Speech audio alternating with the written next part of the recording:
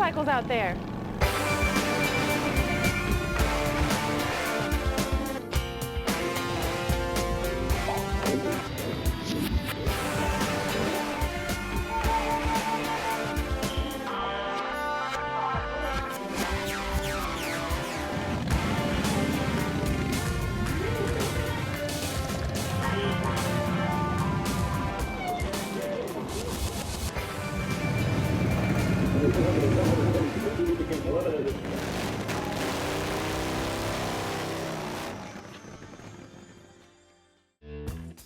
Since 1937, motorcycle riders have converged on the town of Sturgis in the Black Hills of South Dakota to celebrate the love of the motorcycle.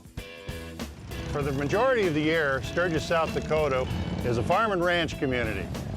But come August, we become internationally known.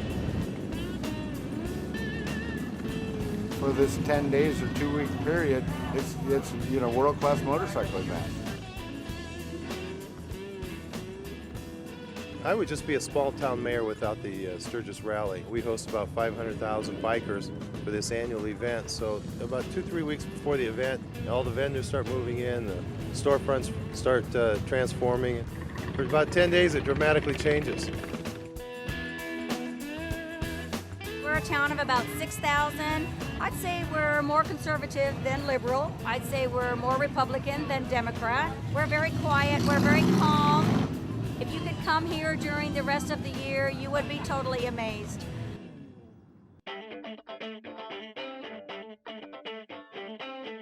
Driven by the sheer number of visitors and some of the best riding in the nation, the rally's sphere of influence has grown out beyond Sturgis to encompass all of western South Dakota and then some. It's New Year's Eve, 4th of July, and every other holiday all wrapped into one. Wall-to-wall motorcycles, and that's not just downtown, that's on the highways. And it's really a beautiful camaraderie of people. Motorcyclists are great people, and it's really a pleasure to have them come to the hills and enjoy.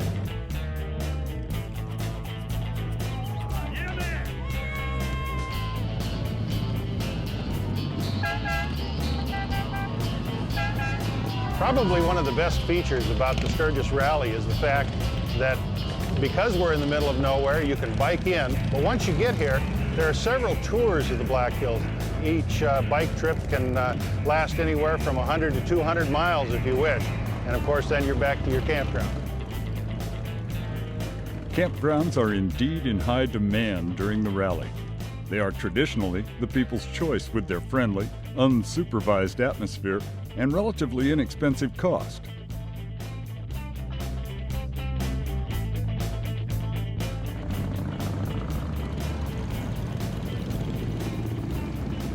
The origins of the rally go back to 1937, when the Jack Pine Gypsy Motorcycle Club, along with an Indian motorcycle dealer named Pappy Hoyle, got together for an event centered around the racing at the Meade County Fairgrounds.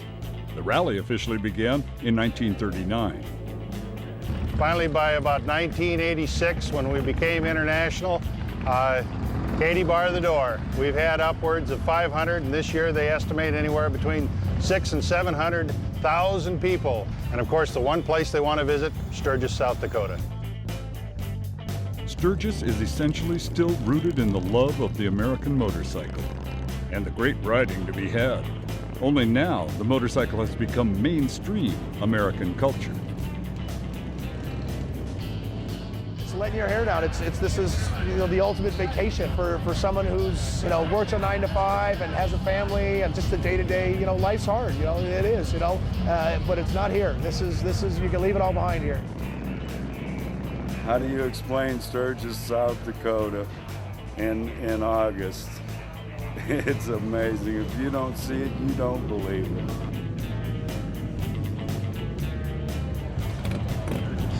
Incredible. First time I've been here, incredible. Wouldn't trade it for the world. The people are excellent. The bikes are incredible.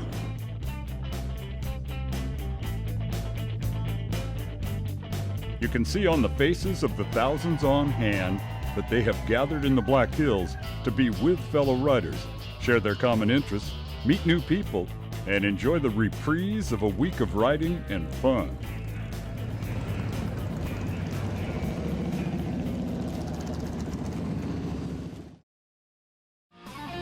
Even with what seems like a million motorcycles, virtually everywhere you turn, the Sturgis Motorcycle Rally is really about people.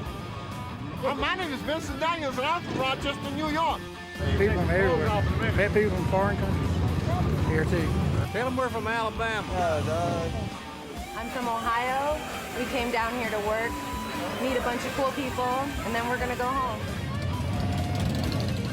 I drove my friend up here in Tattoo from Philadelphia, 28 hours. There are families of longtime Harley people. There's freedom riders, new riders, those who want to be part of the scene, and those who just want to have some of it rub off on them. There's just people everywhere. Walking down the street is such a difficult task if you're needing to get someplace quickly. You see the biker world of every extreme from your hardcore biker, people that have lived this for years, that it's in their blood. Yeah, I saw a shirt the other day that said on the back of it, it showed that bandana and a vest and the chaps just like, and it said toolkit, yeah, and it was very funny, you know. So.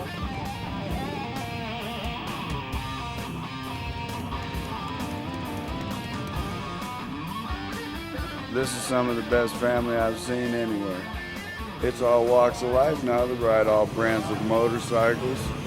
Yes, you see a lot of the jeans and t-shirts, but there are people that come here and they want to act out. They want to get in the magazine. Some people are scantily clad, some people are painted.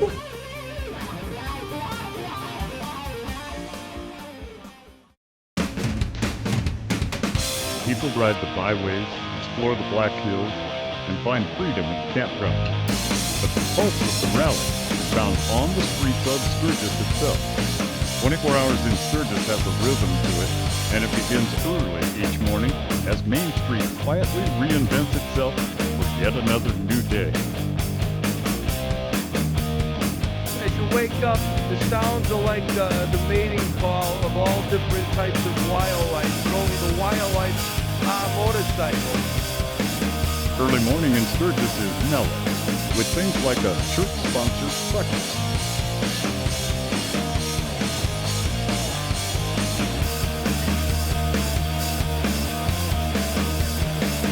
This early time of day is when many saddle up for rides, but you can also get your bike washed by an army of enthusiasts for free. You get a chance to meet a lot of people from all organizations all over the world. And it's a great time to just meet with them, welcome them to the town, and it's a lot of hard work, but it's been a great time.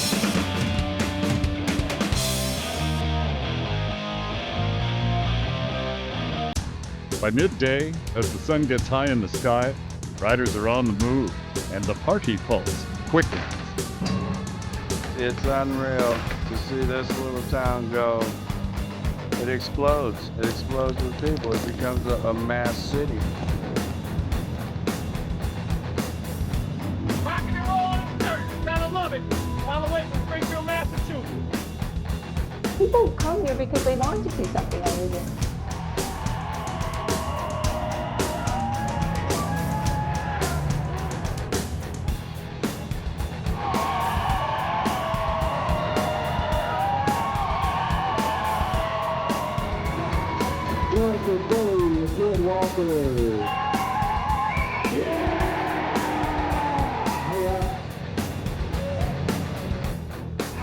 By dusk, the well-oiled machine is underway.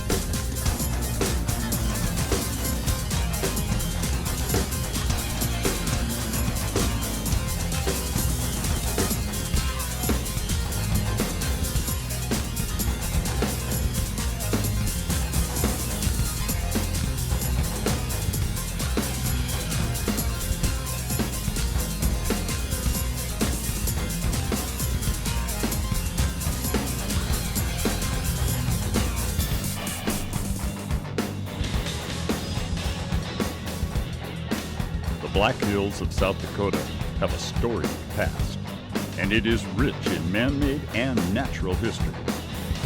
The geography of the area is quite unique. We're sitting in the Central Plains, the northern Central Plains, but a long time ago there was a geological bubble, and it pushed the limestone straight up out of the prairie, so we have kind of an oasis out in the middle of the Great Plains.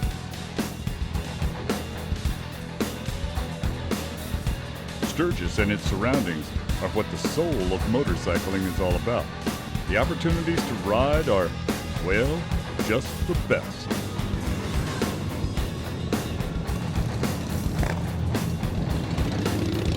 Probably one of the best features about the Sturgis Rally is the fact that once you get here, there are several tours of the Black Hills. You have plenty of nice mountain trails to run in, 2-lane asphalt highways. You can take a tour over to Devil's Tower. You can take a tour down to Rushmore. If you wish, you can go out into the Badlands. Beautiful landscapes out there. From the Rally Center in Sturgis in the northern Black Hills, there are many great riding opportunities. The first would go southeast to Badlands National Park. The ride is just over an hour, and the Badlands are a diverse wealth of geological wonders.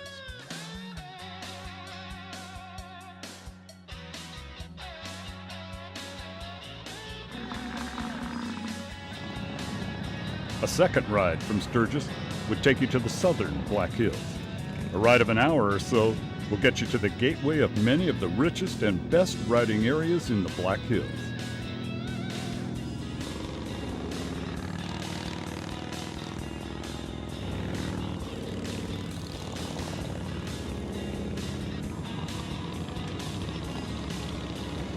A great first stop in the southern Black Hills would have to be one of the most recognizable icons of the region, Mount Rushmore. If you look through there, that tunnel right there behind me, you'll see Mount Rushmore. It's probably the most incredible sight I've ever seen, anything in this country. Sculpted from solid granite, the monument was created by Gutzon Borglum.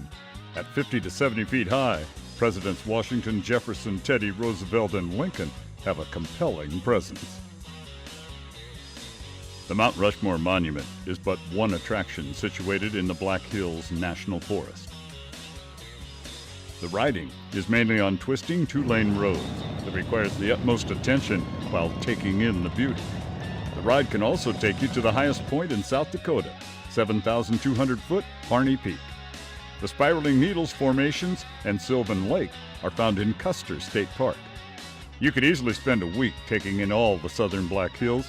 However, there are some good loop routes that can be done in just a day's ride.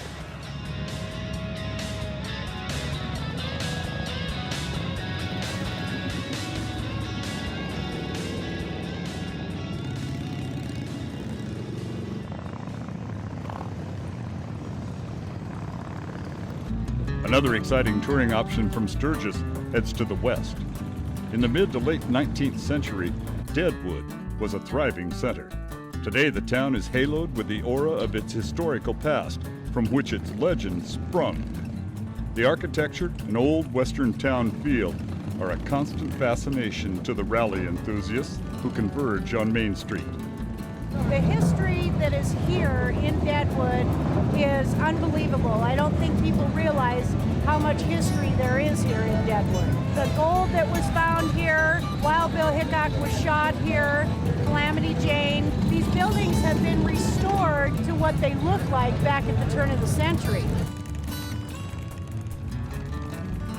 Visiting Deadwood and other sites in the area is a casual day's ride out and back from Sturgis.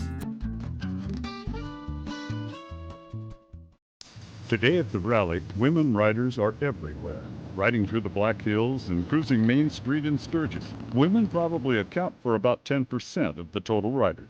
I think women want to express themselves just as much as the guys do, and they want to let their hair down and they want to leave their lives behind, and I don't think motorcycling knows gender. We're getting young women coming into it. The more women are exposed, I think, to it, and seeing other women do it, they feel more empowered and think that they can do the same. So we shouldn't be intimidated by the machine. Riding my motorcycle is like therapy. I get to get out and leave everything behind me, and it's just one with the road. From the early days, women have always been attracted into motorcycling. Some were trailblazers, setting a precedent for others to follow. And today, more are riding their own bikes. Women now are becoming more independent, and they're tired of riding behind their man. They want to ride their own bike. Mercedes Ross, with Red City Cycles, has designed and created a bike specifically for women. They really want to get off the back of bikes and ride their own, and if there's something out there that they can ride comfortably, I think they're more apt to do that. They're just as passionate about it as the men are, even more so actually. The age group seems to be growing as well. Over the last couple of years, more and more women have been riding, and as we've been coming up to Sturgis, we're seeing more and more women riding their own bikes, and a lot of them have frustrations of those bikes not fitting them or not doing exactly what they want. And so we built a bike based on what women don't get from most of the bikes.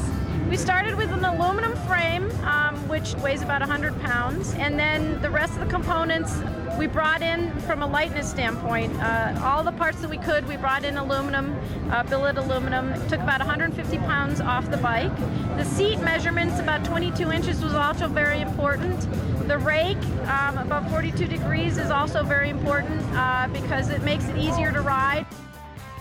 The engine, being 107 inch, can keep up with all the big engines because the bike's lighter. So the four things are most important as an improvement, I think we did with this bike. And then we brought in a lot of fun colors. So.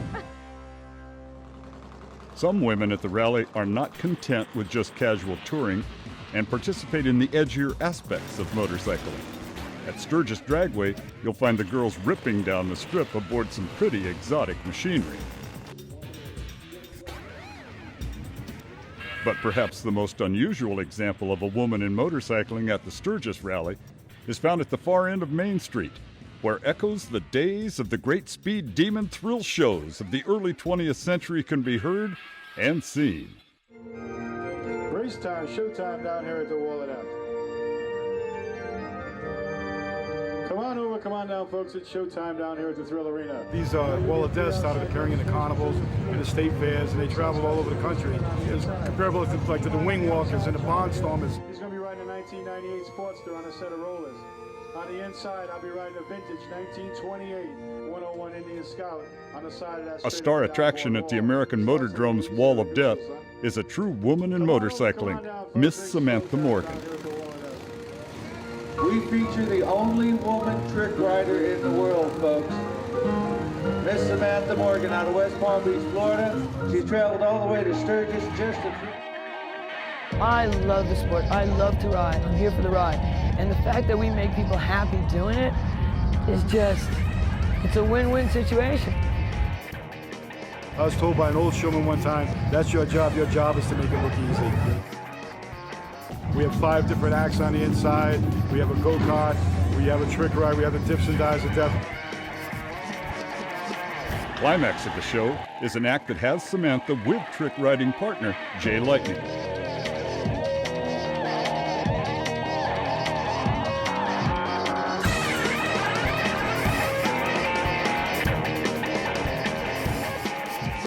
We crisscross and we dip and dive, and she'll drop down, wrap around, right around my shoulders. We'll cross handlebars. I mean, there is nobody in the world that can get that close.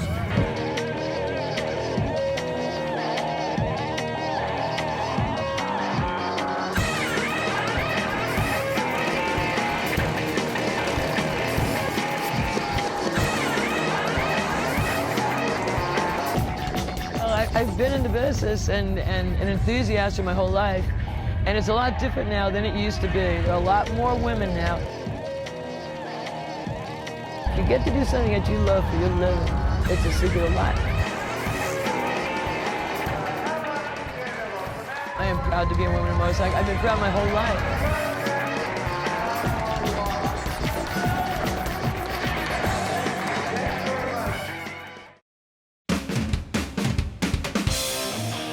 Racing at Sturgis is what really started the rally, and the tradition continues today.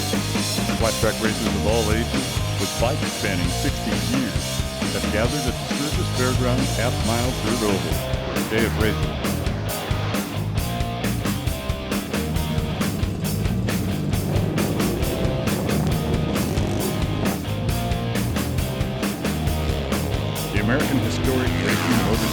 Association, or ARMA, has created a series for vintage races and their antique equipment.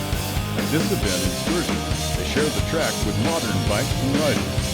The torch of flat track racing's glorious past is handed off by the oldsters to the future riding talent, including the wide-eyed pee-wee racers aboard their 50cc machines, as well as the motocross-inspired generation of riders. John Tibbin, who began his professional flat-track racing career in the 1950s, is still at it, racing what are now vintage bikes. He has recently been inducted as a racing hero into the National Motorcycle Hall of Fame. I'm from Victor, Iowa, Cedar Rapids, Iowa area. We had lots of county fair races, and it just made for great racing. We had good grandstand crowds, good following. The half miles were the bread and butter of the flat track motorcycle races back in the old days. Another vintage racer is Ricky Anderson from Fort Collins, Colorado. With the look and stature of a modern Harley-Davidson factory hero, he's been inspired by where his sport came from. When the flat track series started, there was all kinds of different tracks with the horse races and that kind of thing. We had all kinds of dirt tracks around the country. So that's where the motorcycle racing flat track actually, got started and, really got popular. Cole Brown is part of the new generation of flat trackers who, like those who came before him, has been drawn into the sport with its unique sliding technique. Yeah, there's nothing like getting one of these dirt trackers crossed up. It's what it's all about. We like being sideways. It's all under your control. It's a great thrill to have a bike between your legs and wide open. Just loved it from the first time I saw it and couldn't get enough of it once I did it. To be sure, part of the fascination of flat track racing is the equipment. The bikes on hand are indeed a living museum of machinery from the factory racing battles over more than the last half-century. Also, you get the Triumphs and the British bikes and also the Harleys here at Sturgis, and it's kind of a big get-together, and just like it was in the olden days to see who can kind of beat who. We got bikes here from 1950s, 60s, 70s, XRs, Yamahas, BSAs, Triumphs, Nortons. And it seems to be more of the Japanese stuff taking over now, but I still like seeing all the old vintage stuff. The Harley-Davidson KR, 750 cc's flathead engine, and a legendary winning record, indeed wears a crown in flat track racing. In about 52 or 53, they turned the K into the KR race bike. And the Harley KR race bike went on through into 1969. It's probably one of the longest engineered projects there was. In the 1950s and 60s, the Harley KR's dominance was challenged by a new wave of modern bikes from England. Makes such as Triumph, BSA, and Norton were lighter, leaner machines with overhead valves and vertical twin cylinders. They could and did beat the Harleys at their own game, even when suppressed by rules makers. Harley-Davidson answered back with their own potent overhead valve design, the XR 750. It's continued to be the bike to beat for over 3 decades. The XR 750, which is the factory bike, and that's actually what I run. And mine's a vintage bike. It's a 1975. It was a very dominant bike back in the olden days, and just to this day too. It's just amazing how competitive these bikes are still. They're just such a good running piece of equipment, American made. That's what we like to run them. Like most motorcycle racing, flat track can be a reasonably priced family lifestyle sport. A lot of these people started because the family's like third, second generation, so they've seen their grandpas, their dads do it. It's really family oriented. Everybody cares about everybody takes care of everybody. Just a great family sport. And the lifestyle kind of a dirt track racer, or like I do, the vintage stuff now. We travel around quite a bit throughout the United States. The bikes average $2,000 up to $15,000 or $20,000. Just kind of depends what kind of class or what kind of equipment you want to run. My 750 is actually worth probably around $15,000. And we have a little motor home, nothing big and expensive. Really, it's pretty affordable for just about anybody if you really want to get into it. Just a matter of finding the bikes and just going out and having a little fun.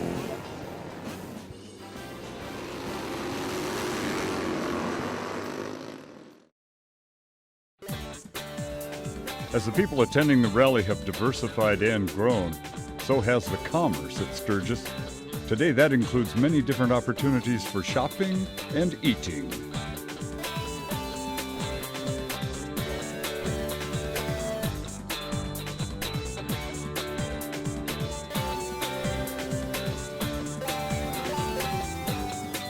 All the hundreds of thousands of people that come here come to Main Street. It's all right here. T-shirts, tattoos, anything you'd want.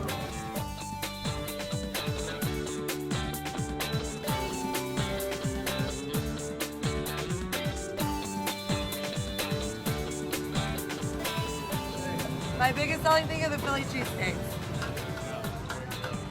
8 out of 20. Selling a lot of neat stuff, a lot of t-shirts. We have been very, very busy.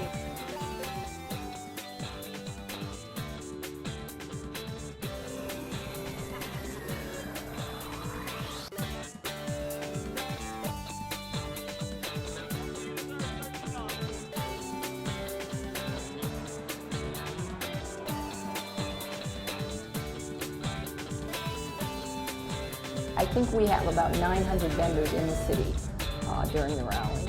It's the ultimate shopping experience.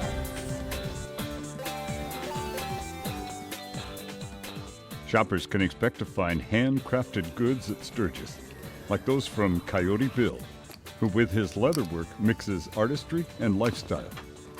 Some of my stuff has a lot of significant meaning as far as my MIA POW work. Anything that's military patriotic, I'm real passionate about. When I'm tooling, I'm off in my own little world.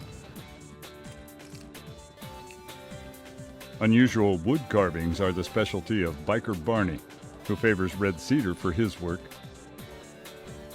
I like the beauty of wood. What a wonderful life to live doing what I enjoy doing. People give me an idea. Rush hour, I run with that idea. Draw it out, put 513 pieces of wood in it. It's been a fantastic piece.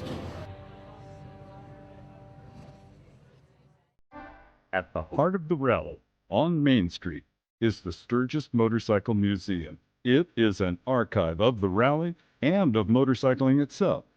The Sturgis Motorcycle Museum and Hall of Fame was founded in 2001. We're right on the corner of legendary Main Street and Junction Avenue in downtown Sturgis. We have over 100 motorcycles, 2 levels. We're open year-round, 7 days a week. Because we are in Sturgis, South Dakota, many people believe that we only have Harley-Davidson motorcycles in our museum. However, we have quite a variety of motorcycles. A good selection of British bikes, some custom bikes. When you walk through the Sturgis Motorcycle Museum, you basically walk through time. You can actually see the progression that motorcycles have made over the course of time. Certainly today, motorcycling is part of the rich culture that we have in this country. However, I think we sometimes forget that it was also a rich culture when it first began back in the early 1900s.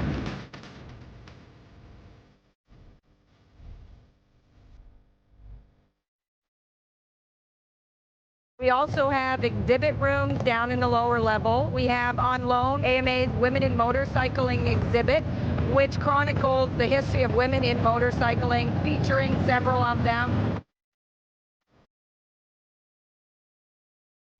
We also have a history of the rally room. We've done it in photographs for the most part with very little editorial content, but we bring them through the history of the rally starting in 1938 with the races, and how it is today with the mass motorcycles, closing of the street for several blocks. You can get a good idea of what Sturgis is all about by going through the Motorcycle Museum. To seriously pursue motorcycling, it requires a lot of stuff for both the rider and the machine. I mean, this is actually the ultimate shopping mall for bikers. With motorcycles, we're not just selling the bikes, we're selling a lifestyle.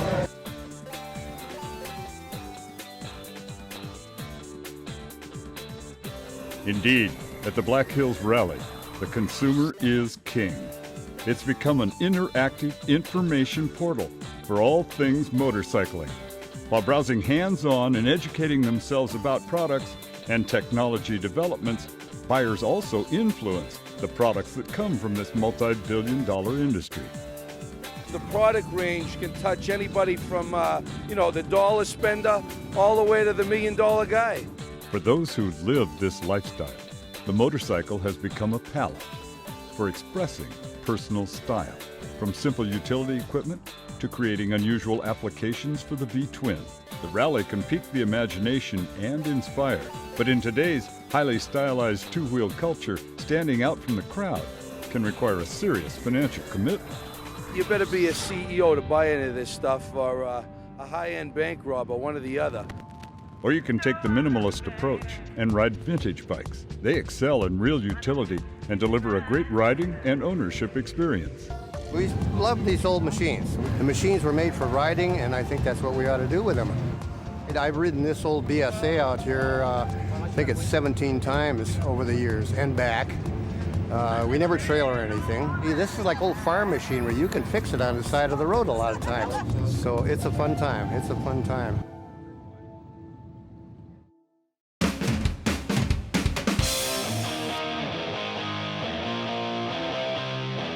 Well, as you know, motorcycles have always been a big part of drag racing from the very beginning, and have always been the upper echelon, the fastest vehicles out there. It's amazing. You look at an engine that's been around since my great-great-grandfather was riding, and it's basically the same motors, bigger displacement, of course. So the combination of that old technology and some new technology is all cutting edge. Today in motorcycle drag racing, America's venerable V-twin is lovingly looked after by the All Harley Drag Racing Association, the AHDRA. Just coming to Sturgis for AHDRA it's almost a necessity. We have missed it for years. It's the mecca of motorcycles. Our sport has just grown so much, and we're so proud of all these people. We have 16 to 20 top fuel bikes at each event. We've got another 200 or 250 sportsman bikes that are at that event, but you're talking about 9 and 10-second motorcycles that are in the 100, 125 mile an hour range. The Harleys have got the crowd's enthusiasm for sure. They love the Harleys. They go crazy for them. The baddest bikes to pull up to the line on the AHDRA Tour are for sure the nitromethane-powered machines of the top fuel class.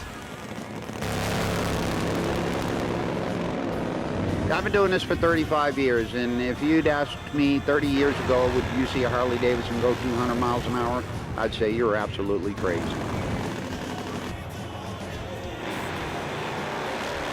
They're fire-breathing monsters, say 800 horsepower on nitromethane, pulling about 3 Gs leaving the line and about 3 Gs slowing down, and it all happens in about 6 seconds, so it's a pretty wild ride.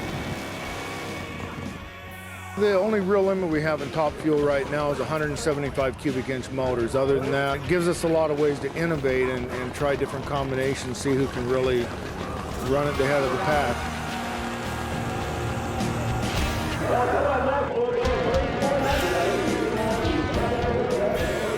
The deal with these top fuel Harleys now, they're a pretty money-hungry machine, and so these bikes make so much horsepower that if we don't set the clutch up correctly, we can blow the motor right at the crack of the throttle, which is, $20,000. The biggest limitations we have at this point, especially on the top fuel bikes, is the size of the tire and getting that power to the ground and controlling it.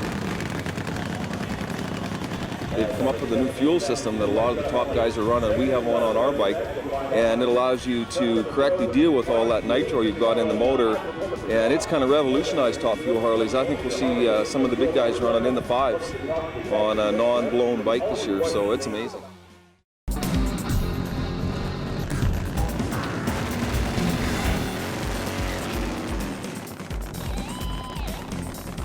Oh, the adrenaline.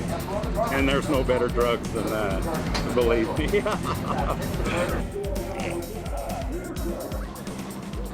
We're sitting on top of 2 cylinders, which is putting out approximately 800 horsepower.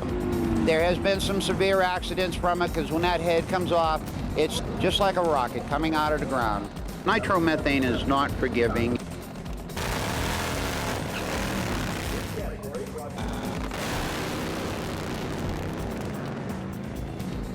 You can actually buy everything to build a Top Fuel Harley, but then you got to tune it and ride it, and that's a whole different game. You got to get in the zone there, be ready to catch that light, keep it down the middle.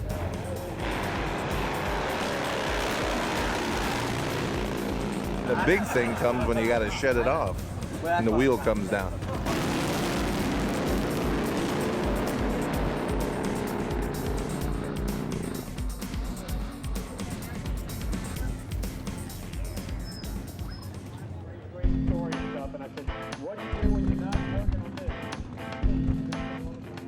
I did a lot of rodeoing for years, and I think that racing Top Fuel Harleys is kind of like rodeo. It's the same spirit. Everybody's sort of together. You help one another. The teams help each other out. It's a team effort to get the whole thing going down the track. Without all the help and all the support, we wouldn't be able to do it. You can't believe the camaraderie that happens here at the racetrack. You know, they work together, they help each other.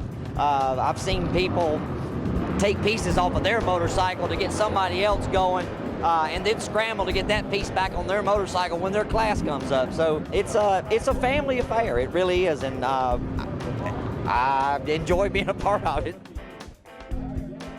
For the Ruggierios, who compete in both Top Fuel and Pro Fuel class, their family is the race team. We all have to work together when we're on the road with all the kids. That's the important thing, is the family. Just basic teamwork. We double check each other that we didn't forget the gas bottle or make sure that the batteries are charged up in the starter car. The team becomes one body. Everybody is just as important.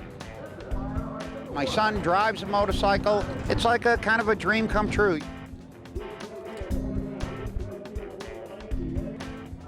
The greatest thing with racing with my dad is all the experience he has. You know, he helps me immensely. I think my strengths are definitely my reaction times, my skill, my agility on the bike, the experience I've had being able to crew chief for Dad. I'm involved pretty heavily in both bikes. So between getting the bikes, starters, safety equipment, the chest protectors, the gloves, the helmets, the spine protectors. When you get on the bike, it becomes all business. My son is picking a spot on the track that where he feels has the best traction. And that's what I aim for when I do the burnout across the starting line to put some fresh rubber down. Once you get to the lanes, you're paired up, you start running the run through your mind. I concentrate on reaction time, and I just pick a spot at the end of the track and you just go for it.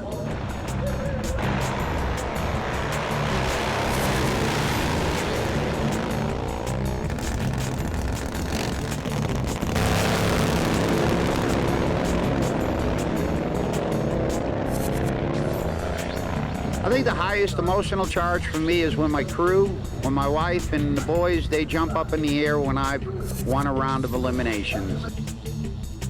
Why we do it, we love it. It's just one of those things, something that we've done all our life and enjoy it.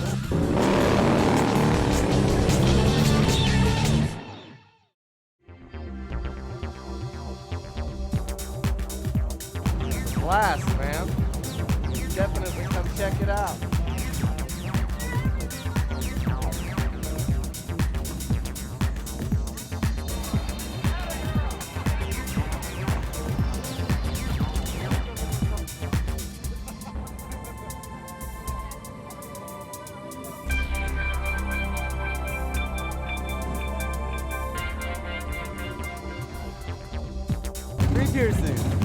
Free piercing, dog.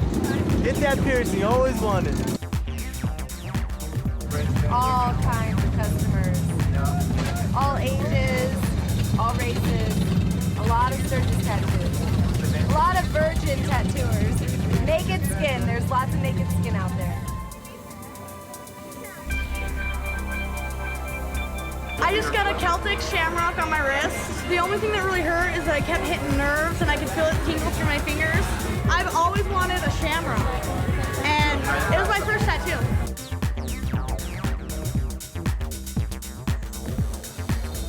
Getting a Grim Reaper. Pretty scary looking. How did you choose that as opposed to a flower?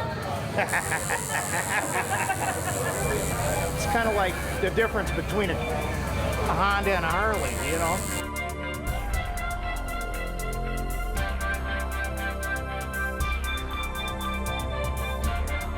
It's great work. I get to stab people and get paid for it.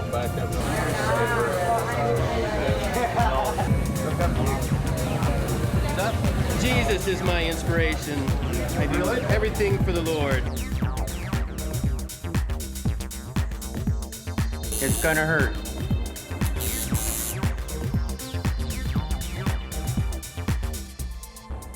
It's all custom. It's very technical, very symmetric, very much a perfectionist with my line weight. I think an outline makes or breaks a tattoo, so there's an actual, I guess, education involved.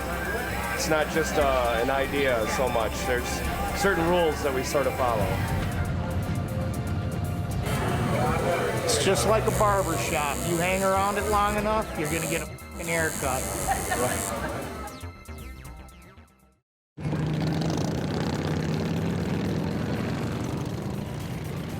Aside from the din of the V-twin that permeates the atmosphere all across the Black Hills, the sound of music is virtually everywhere, on the street, small dives to large clubs, and concert stages.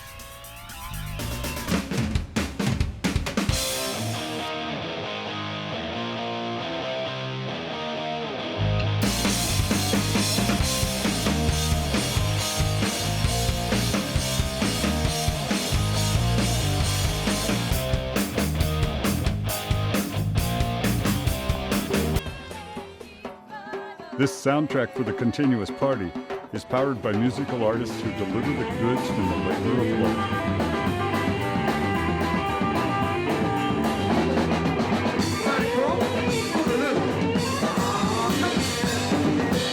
Hey, how y'all doing? It's Rockin' Jake reporting live from Sturgis Motorcycle Rally. And my band's playing at the Knuckle Saloon on Lozelle Street and having a ball this weekend. Drove all the way up from New Orleans to get here, 36 hours straight. I guess the music here in Sturgis can be summed up in 2 words: ass kicking. It's all hard driving party music.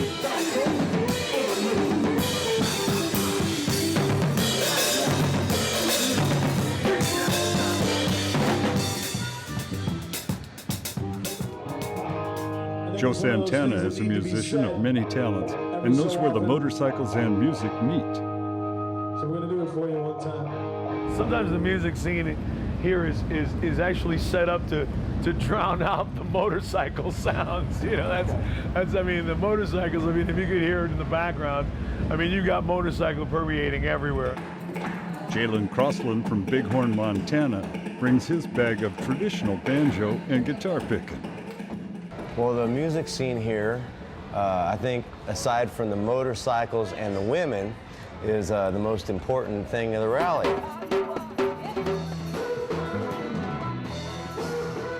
It's the festive vibe that kind of glues it all together, you know. The music relates back to the classic rock. The classic rock has a lot to do with that fiber of the strength, the rock, you know. That brotherhood, that excitement, that nationalism, that, you know, God's involved.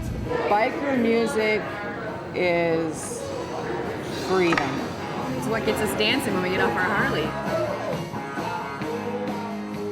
If you walk down Sturgis, you know, Main Street, Lozelle, you'll start hearing music coming out. It's finally when it hits you, then maybe you ought to walk inside.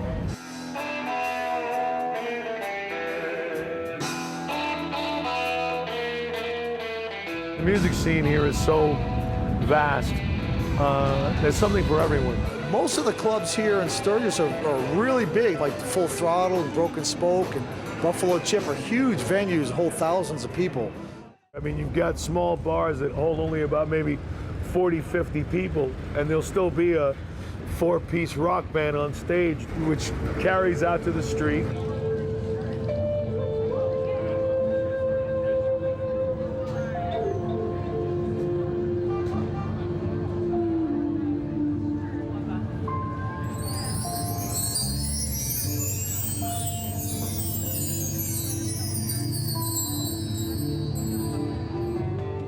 Jalen Crossland's personal approach and folk roots connect perfectly with the intimate breakfast show setting of the Side Hack Saloon. I'm on in about 10 minutes, and I'm trying to get enough caffeine to the brain to be able to function properly. And I'm stressed and out of my mind. And once you get rolling, after about 30 minutes on stage, you relax, settle in, and I'll just have a good time the rest of the day.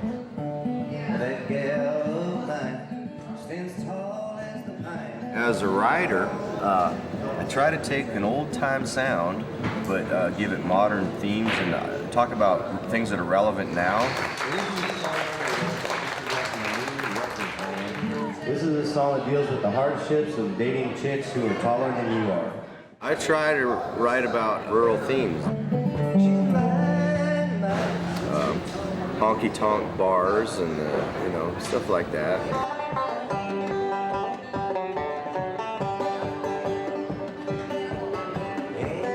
I love playing traditional music too. There's so much good old-time traditional music out there that I'd be a fool just to play my own songs all the time, I try to break down the barriers between that being the stage up there and the performer up there and the audience being out here below. I like to make it where we're just all hanging out in a room together, making some racket.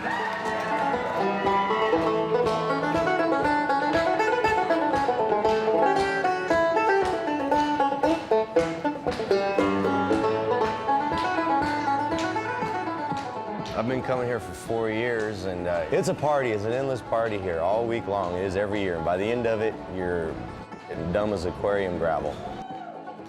All the bands, we all live out in the parking lot, and so we all see each other going back and forth to the vans and the trucks and whatnot, and yeah, you all hang out and get to know each other, and we're all on the same page, trying to survive this thing.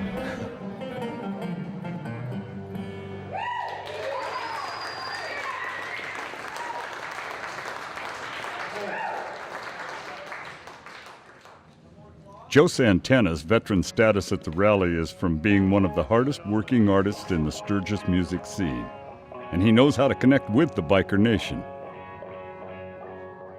The music has always been a part of my life ever since I was a child, and when we got here, it was like coming home. Everybody having a good rally so far? How many people have been here for days? This is my favorite rally, no doubt about it. The bikers have a more rawness about them. They like the idea that there is brotherhood, that there's a respect between citizen and country. There's a certain form of nationalism,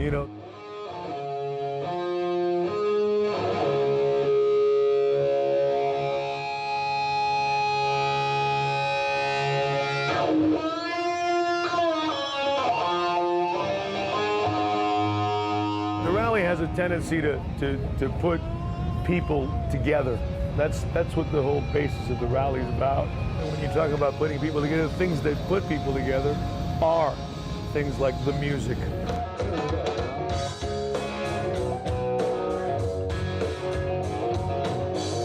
We're definitely the hardest working band in Sturgis, man. 20 shows in 11 days. I think that's the hardest working band in Sturgis.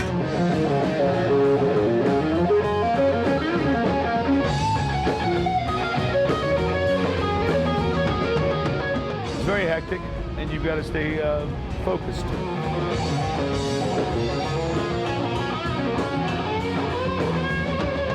The hardest thing in Sturgis is trying to get some sleep. That's for us, I tell you.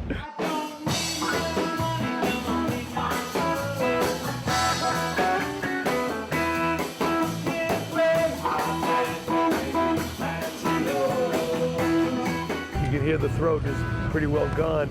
Pretty well raspy at this point. I've got a honey and lemon, that I put together that I basically have to carry with me, If I had to do this thing all over again, this is exactly the way I'd do it. I love it the way it is. Don't forget to feed your camels tonight. And I tell you, if Sturgis is here, I'll be here.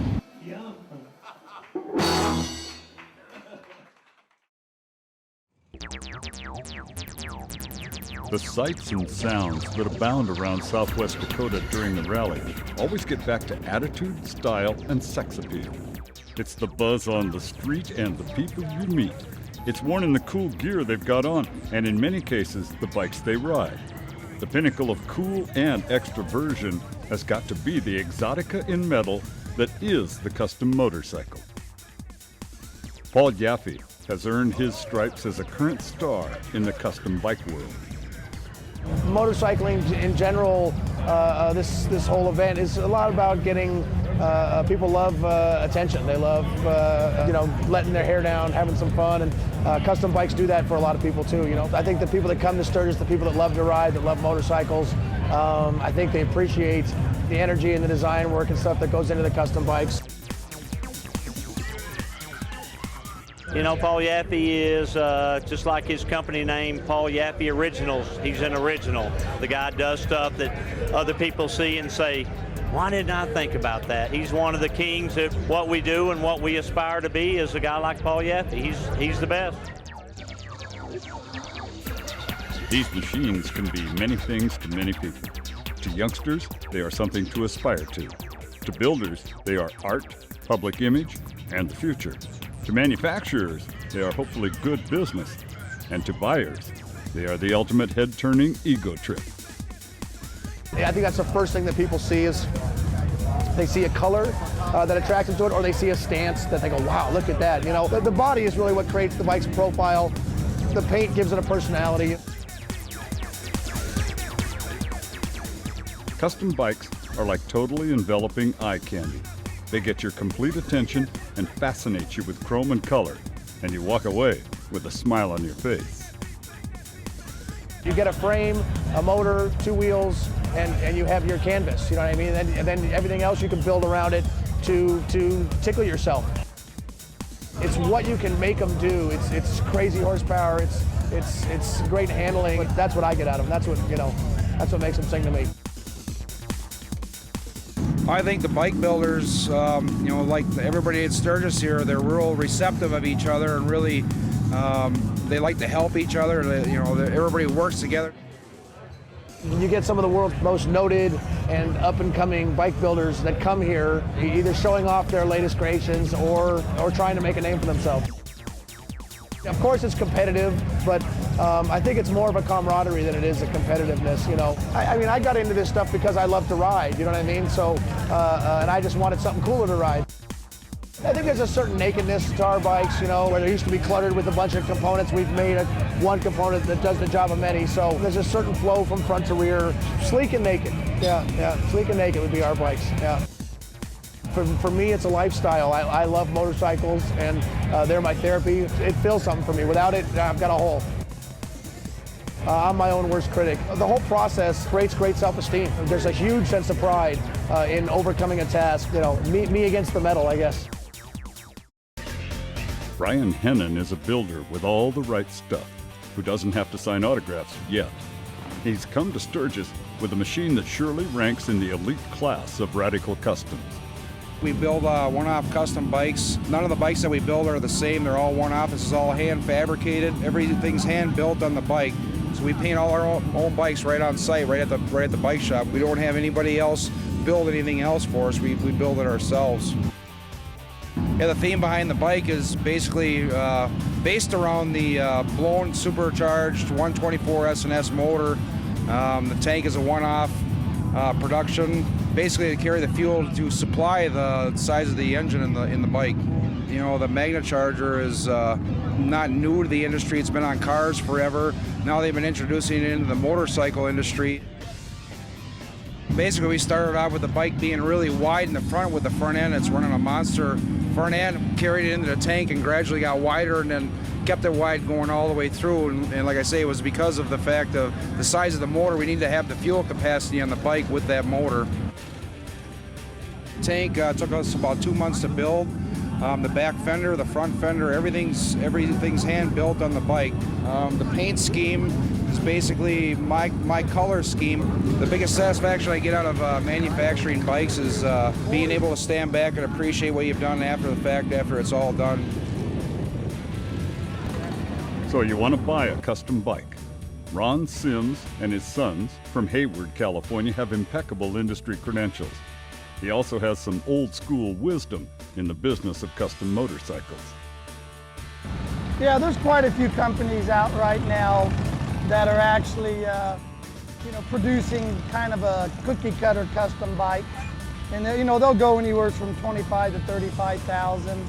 Kind of lets a guy to entry level, enables him to get in. It's real tough when you see somebody that's came into the business and all of a sudden he's been around for 2 years. Maybe he's got a bike in the magazine. All of a sudden this guy thinks he's God or something, or he wants to be a rock star or movie star. A bike built by either Sims or maybe somebody like Eddie Trotter or Dave Perowitz or that. The value is going to stay up.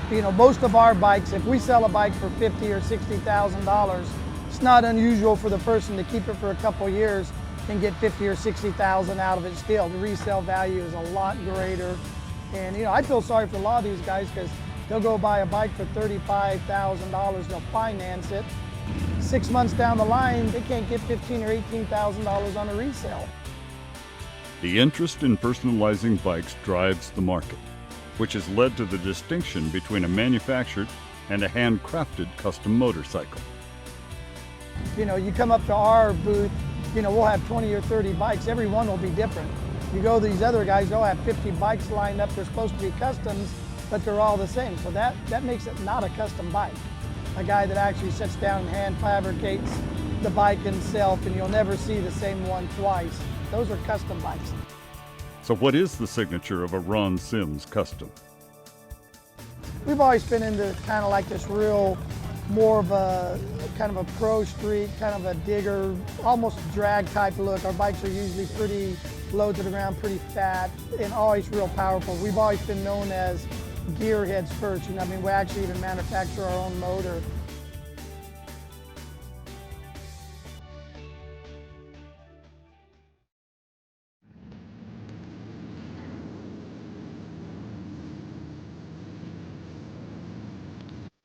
All good friends, good times, loud noises.